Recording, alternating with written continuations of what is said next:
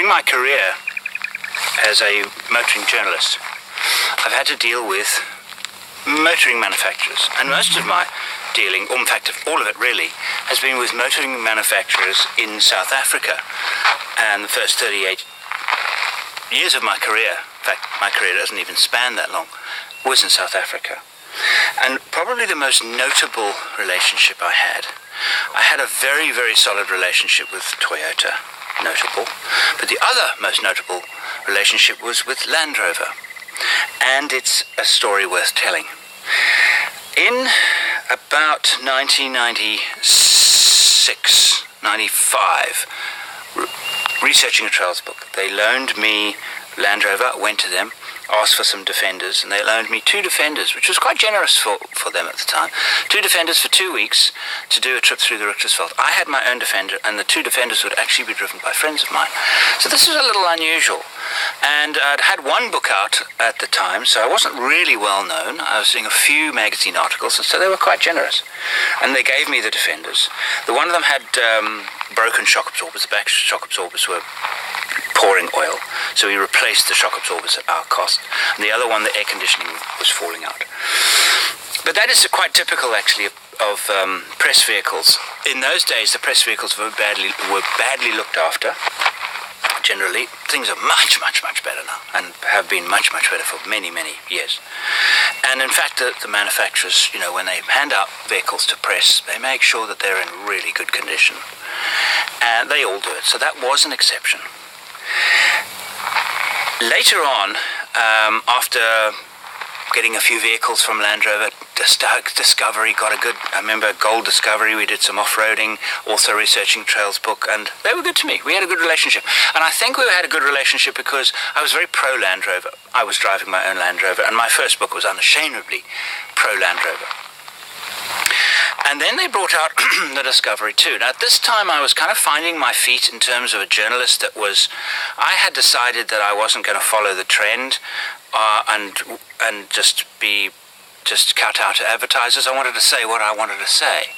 My opinion meant something to me, because I'm generally quite opinionated, and I wanted to write what I thought. I wanted to write my impressions, not impressions governed by any other editors or advertisers. But I could do that because I had my own publications. I had that freedom, and I didn't rely on advertising. I later did rely on advertising, but at that time I didn't. And I wrote an article about the Land Rover Discovery 2. They started a campaign called Tread Lightly. Eco-friendly, four-wheel driving practices, da-da-da-da-da. Absolutely fine, good. And my comment was, how are you going to tread lightly in a vehicle that requires you to wheel spin before it'll actually lock up its transmission? Because the very nature of the traction control in Discovery 2 was that it has to spin for the traction control to engage and lock the wheel and transfer power. And this was a rudimentary, one of the early traction control systems. And I wrote that Land Rover are one of the pioneers at this. So they're going to probably make more mistakes than others because they're the first. And I acknowledge that and still acknowledge it today. But the review was not good. They actually then, and it got printed in a magazine as well, they called me and said, we would like you to take some proper driver training in the new traction control, because what you wrote is rubbish, not complete nonsense. So I said, okay, I'm quite happy to do that. If I have missed the boat, I will write about it. And I was very open with them. I will write about it. If I have missed the point and just driving it badly and wrongly, I'll say so. And I'll not necessarily retract, but I will reverse. But it's up to me. They sent me to a place near Nelspruit in South Africa, and another one down in Natal. These were the early Land Rover experience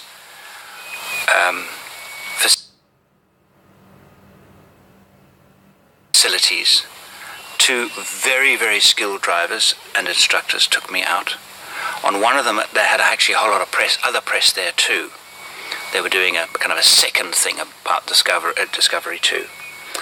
And I remember so clearly on one of them, there was a track that they had built. It was very windy, and then there was a nice axle twister, and then a climb with a twister. That's what you do to show off traction control. You lift a wheel or two and get it down. And they drove all automatic Discoveries. They were all automatic transmission Discoveries. The automatic transmission Discovery has a central lock-up system called a viscous coupling, and it kind of automatically locks the front and rear. The early Range Rovers and Defenders and the Discovery 2 manual have an open center transmission. It's actually a differential, but it's in the middle of the transmission. And it's open, like it is on an axle without a locker. It's open, and you can lock it. Now what the locking does, it engages four-wheel drive. Without it locked, you have drive to the front, drive to the back, but it's separated by a differential, which means that if a front wheel spins, all of the power goes to the front, and no power goes to the back, just like it would on a left and right wheel. There's no difference. So you need to lock that center piece. You have to lock that center piece, otherwise while it says permanent four-wheel drive, it's not four-wheel drive. You can lift one of those four wheels and the vehicle will stop. That's not four-wheel drive. Okay, so I had to try and explain to people this is the case. And Defenders and Discovery 1 and older Range Rovers and things had the lockable center differential, so you could, as a driver, could control it. On the tarmac, it's open. On rough stuff, it's closed, locked. Four-wheel drive. No locking mechanism on the Discovery 2 or manual. None. You had to rely 100% on the traction control. So what would happen is, as you would drive, the wheel would spin, the traction control would lock up and start locking the spinning wheel. First it would lock the spinning wheel on the opposite axle, and then it would still have no drive at all to the back axle. None. The Discovery 2 without a center differential lock is a two-wheel drive vehicle with traction control on either front or back axle, depending on which one's spinning. It is hopeless off-road. It is one of the worst. It is. I'm not going to go any further. And this vehicle, we were trying to get it up some slopes. I drove up in a couple of other vehicles. I remember there was a little 280 Isuzu. Up there. We went through the river. There were 4 vehicles in the convoy. I couldn't get the Discovery through the river. It wouldn't go through the river, over the rocks. It wouldn't. It just wouldn't. It kept on going, front wheel, back wheel. Never a front and back at the same time. Hopeless, hopeless, hopeless. So I wrote about it. Now, at this testing center, we drove around in automatics, which have the center locker. Doing that locking work, that vital locking work. And it was very impressive. Very impressive. Of course it was impressive because they built it for the Land Rovers. I see it today. A manufacturer will build a course at a trade expo. It's for their vehicles. It's designed for their vehicles. Of course their vehicles aren't going to battle over it. It's not a fair test. And it wasn't a fair test then. But it looked impressive to the press. Most of them are not four-wheel drive experts. They know a bit about it, but they're not experts. And of course all the show vehicles were autos. I said, his name was Rob. I said, Rob, can I have a manual, please? He said, we don't have any manuals here. I said, why not? He smiled at me and walked off in the thing. He knew. He wasn't stupid. We did the course all the way around. I drove it. He was next to me and he said, what do you think? And I said, it's great. It's impressive. Traction control works very, very well. No question about it. Autobox. Where's the manual? At the end, I said, can you do me a favor? I just need to prove something for myself. I'd like to drive that vehicle over there around the same course. And it was a Discovery 1 manual. And he said, yes, I will loan it to you, but I'm going to get all of the press. Do you mind? I just want all of the press out of here. I said, I don't mind at all. I'm not trying to prove anything to them. I want to prove something to myself. I want to know if I'm being an idiot or whether I've got a point here. He agreed.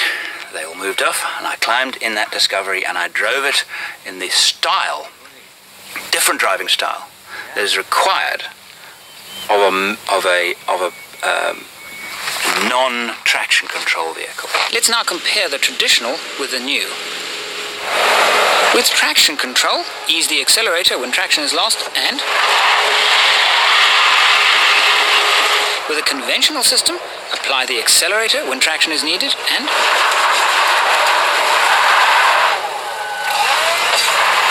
now traction control with the correct technique.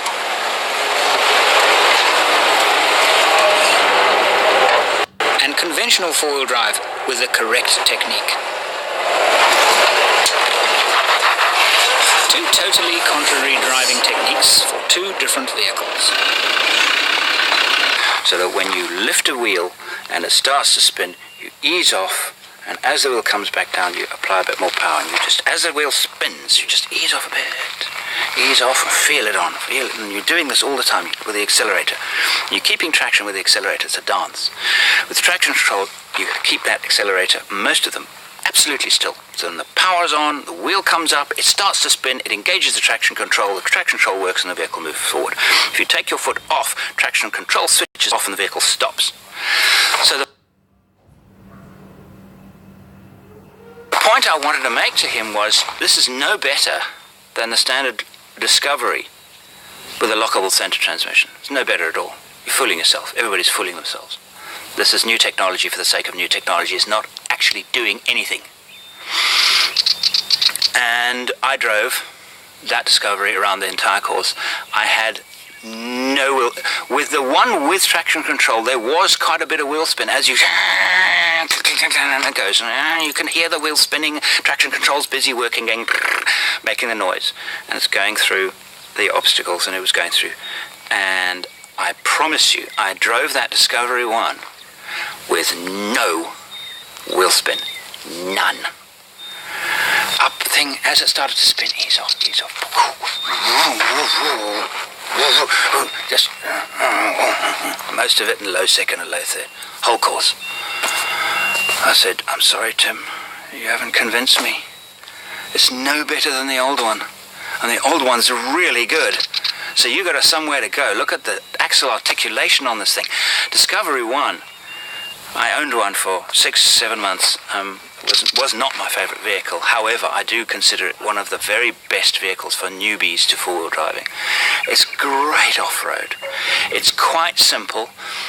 Spares are generally cheap.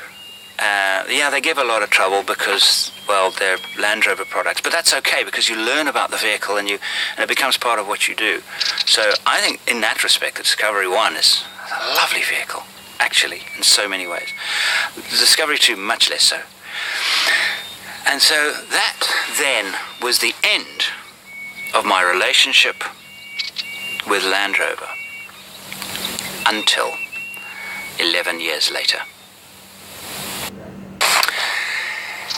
It was about 11 years later, it would have been in 2012. They had a new, up to that point, from the time that I had slated Discovery 2, they had blacklisted me.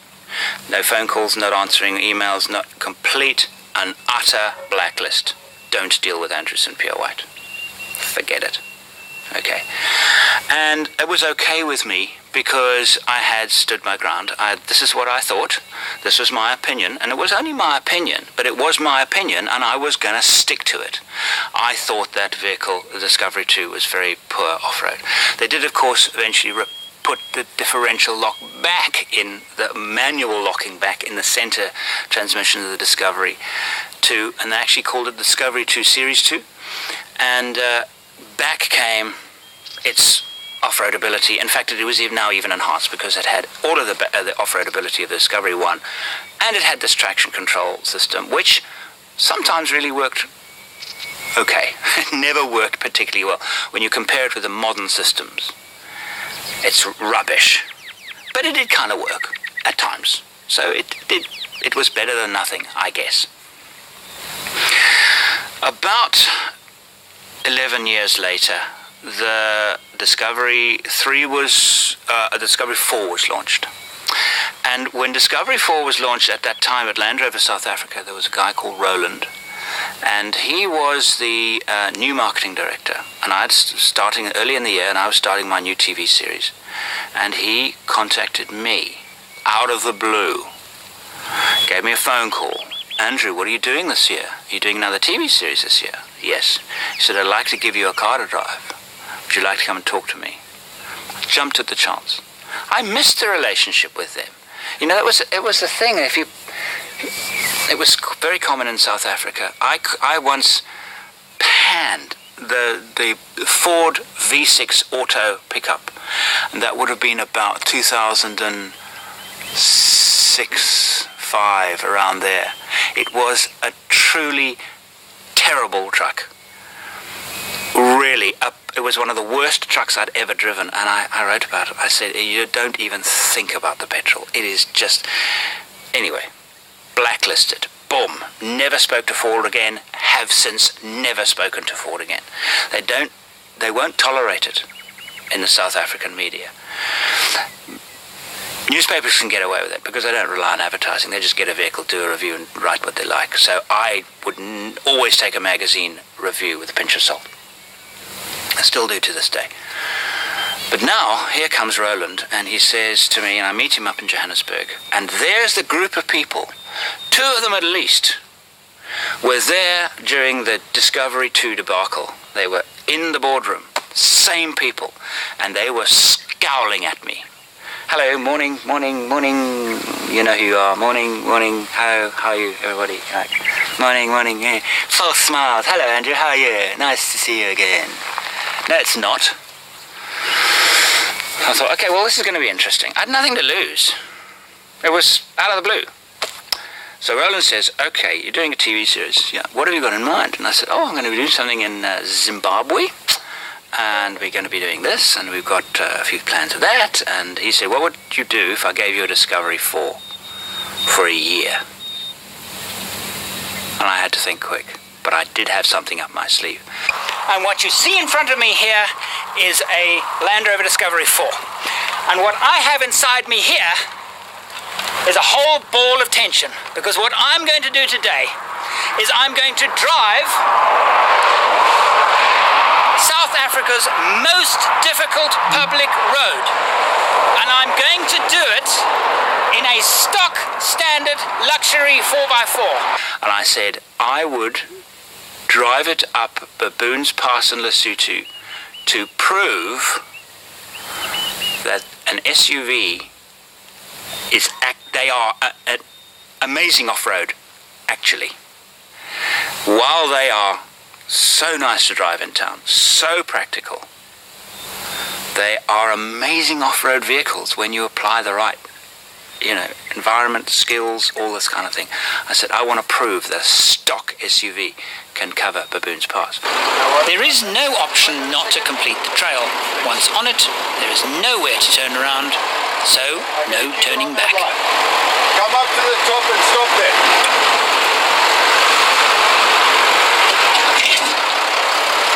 Baboons Pass is well known. It is one of the, if not the roughest public road, probably in all of southern Africa. There's another one in Lesotho, I can't remember its name now. It's also extremely rough, but it's rough. And the only vehicles that traverse it regularly are 10-ton Mercedes four-wheel drive trucks that take provisions to the remote villages. Very few standard motor vehicles of any kind travel the road regularly. Occasionally they do, but mostly those that do are four-wheel drive enthusiasts. And they are driving Land Rovers and Land Cruisers, mostly with 33-inch wheels and lifts, and, they're well equipped. The Jeep Club went out there with some Jeeps, and that's the kind of people that were enjoying that pass.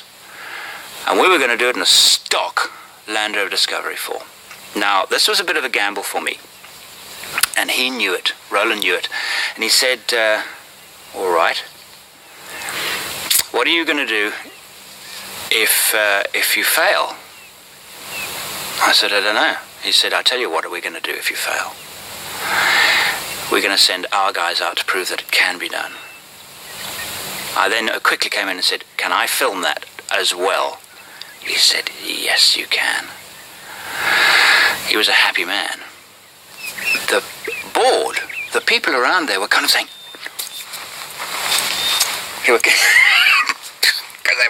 if he breaks it, if it doesn't work, Andrew will print it. That's what the language they were saying. And they were right, I would have. Roland was the only guy in that entire Land Rover marketing boardroom that had faith in the product. The only person that had faith in that SUV. I had more faith than they did. So I thought, oh boy, score a victory there. I really scored a big one there. Okay, phase one complete. Phase one complete. And he gave me Discovery 4 for a year. I did say to him, look, Baboon's Pass is probably going to damage the vehicle. And there is a chance that when I return it to you, it's not going to be in great shape. I'm going to be careful. I'm going to look after the truck. I always do look after loan vehicles. But Baboon's Pass is really, really tough. It's quite bad, that is. And he said, that's fine, I understand that. It's worth it. We're going to do it. Would you do me a favor and go and have some training on the vehicle at the Western Cape Land Rover Experience? And I said, of course, absolutely. So those of you who have watched the videos on YouTube, it's in 3 parts, if I remember correctly. Link above. Watch it. It's still one of the most memorable trips I've done, where the whole trip really was technical off-roading. And Lesotho is wonderful. And I had to make certain decisions with tyres. I did change the tyres. I put a much stronger tyre on it because the standard tyres would not have coped. And I said to them, I have to change the tyres. They gave me a limited list. I could not put the tyres I really wanted to, but the tyres I did put on worked, did the work, and we didn't have any major any tyre problems at all. So we were able to I didn't want it to be a tyre test. I wanted it to be a Discovery 4 test. And I wanted to make sure that I could I'd have every chance of success in that department, and we did. Watch the videos and you'll see an interesting outcome. But the interesting thing was that when I went to the Land Rover Experience, they taught me absolutely nothing that I didn't know about that vehicle already. See, now your right front wheel will be in the air as you cross over, and then the left rear wheel will also left. But what I did learn, the guys that supported me on the trip, Land Rover was a chap who was actually from a dealership, another chap that does a workshop does Land Rover servicing, and he knows Land Rovers better than any man alive. Well, probably not, but he's one of those guys. These people that were with me, 2 vehicles, but 2 Defender 110s, 33-inch wheels, lifts, the whole bang shoot. Just watching this Defender, and I'm thinking, what on earth did I get myself into?